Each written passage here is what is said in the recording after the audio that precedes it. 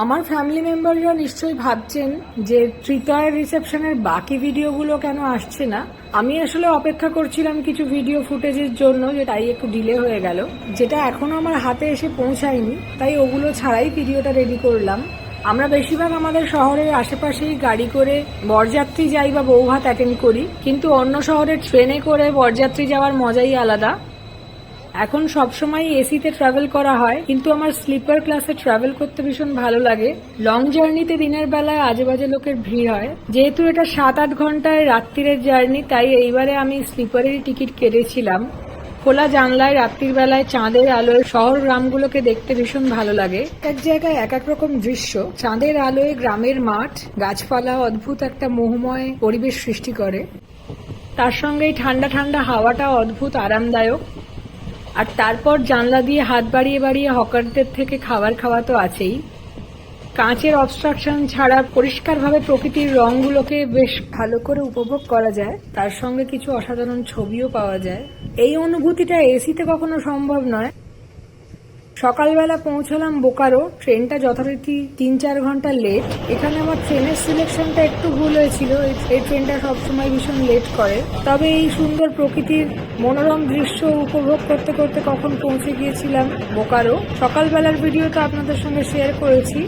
বিকেলবেলা ছিল grand celebration, cocktail dinner, আর সেটা শুধু ফ্যামিলি আর ফ্রেন্ডসদের মধ্যেই। অসম্ভব সুন্দরভাবে সাজিয়েছিল এই হোটেলটা রিলায়েন্স। এখানে আমাদের কিছু আত্মীয় ছিল, 4-5টা হোটেল মিলিয়ে আমাদের থাকার ব্যবস্থা হয়েছিল। আমরা ছিলাম ব্লু ডায়মন্ডে, ওটাও খুব সুন্দর হোটেল। 3-4টে হোটেলই আশেপাশে 5 মিনিটের ডিস্টেন্সে। এই হোটেলটায় 3-4টে বড় বড় হল শুধুমাত্র অনুষ্ঠানের জন্য। আমার মাস্তুতো দিদি, যাকে আপনারা দেখেছেন চেনেন, উনি সঞ্চালিকার দায়িত্ব নিয়ে নিয়েছিলেন। মুখোপাধ্যায়ের পরিবারের পক্ষ থেকে আপনাদের জানাই আন্তরিক শুভেচ্ছা ও ধন্যবাদ। আজ ত্রিদীপ মুখার্জি ও টিঙ্কু মুখার্জির একমাত্র ছেলে ও যদুনাথ মুখার্জির 5ম জেনারেশন, আমাদের আদরের ছোট্ট ভাই হৃদয়ের ও শারদের শুভ পরিচয় সুন্দরভাবে সম্পন্ন হয়েছে এবং আগামী জীবন ওদের সুন্দর হোক, মঙ্গলময় হোক, এই কামনা করি এবং আপনাদের সকলের কাছ থেকে আশীর্বাদ ও শুভেচ্ছা প্রার্থনীয়। আজকে তৃতীয়ের ছোট বোন আমাদের প্রিয় আদরের খুশিকে ডেকে নেব।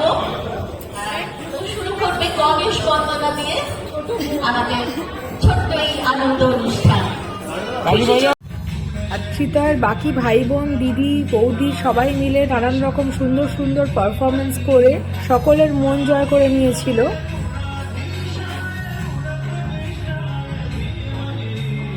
তৃতীয়ের দাদা বৌদিও দুটো পারফরমেন্স করেছিল।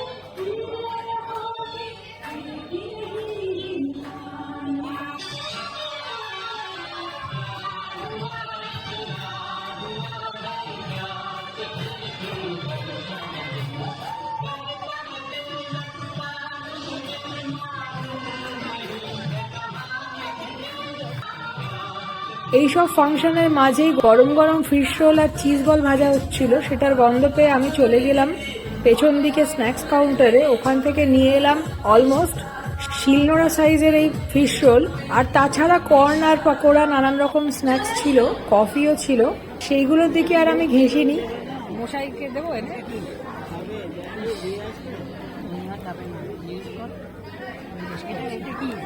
ওরা চিজের চিজ বল ভালো। পিওর ভেটকির মোটা মাছের ফিলের মধ্যে ভেতরে মাছের স্টাফিং। যদিও নিয়েছিলাম একটা, কিন্তু আমার পক্ষে একটা খাওয়া সম্ভব হয়নি। আর চিজ বলগুলো অসাধারণ। ওইগুলো আরো এনে দেবো। এইগুলো এতটাই হেভি, ফিশ রোলটাই শেষ করেছি কোনো রকমে।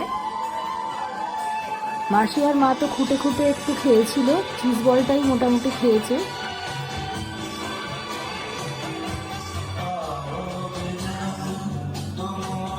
এই আমার আর এক হিরোইন দিদি, টুমটুম দি, দারুণ গান গায় আর ডান্স তো দেখতেই পাচ্ছেন।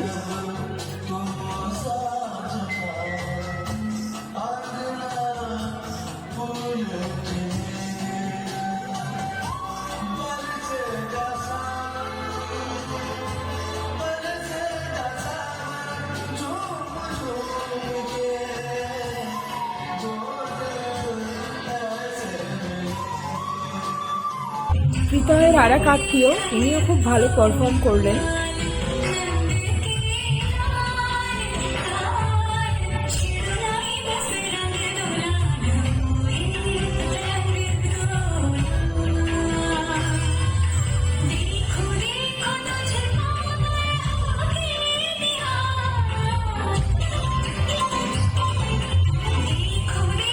ককটেলের রুমের ভিডিও আর এখানে শেয়ার করলাম না, ওটা নো এন্ট্রি জোন।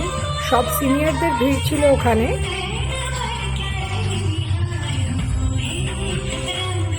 তারপর শুরু হলো অর্কেস্ট্রা টিমের পারফরমেন্স, যেটার ভিডিও এখানে নেই। আর তার সঙ্গেই শুরু হলো আমাদের নাচানাচি। ফ্যামিলির বড় ছোট সবাই মিলে প্রায় 3-4 ঘন্টা ছুটিয়ে নাচ হয়েছে, যার ভিডিওগুলো আমি করতে পারিনি, কেননা আমিও নাচতে ব্যস্ত ছিলাম। ওই ভিডিওগুলো আমি এখনো হাতে পাইনি। প্রায় 11:30-12টার সময় খেয়াল হলো এখনো আমাদের ডিনার বাকি, কিন্তু তখনও কারোরই নাচ ছেড়ে খেতে যাওয়ার ইচ্ছে নেই। এই হলে আমাদের খাওয়ার ব্যবস্থা। 4টে হল ঘরই বেশ বড়, ভীষণ সুন্দর এদের ব্যবস্থা। রাত্রির 12টার সময় গরম গরম রুমালি রুটি তৈরি করে আমাদের সার্ভ করা হচ্ছিল। খুব সুন্দরভাবে রুটিগুলোকে ছোট ছোট পিস করে দেওয়া হচ্ছিল, যাতে সবাই কমফোর্টেবলি খেতে পারে। আর তার সঙ্গে ছিল পনির ভর্তা, যেটা খুব টেস্টি। ডিনারেও প্রত্যেকটা আইটেম বেশ ভালো খেতে।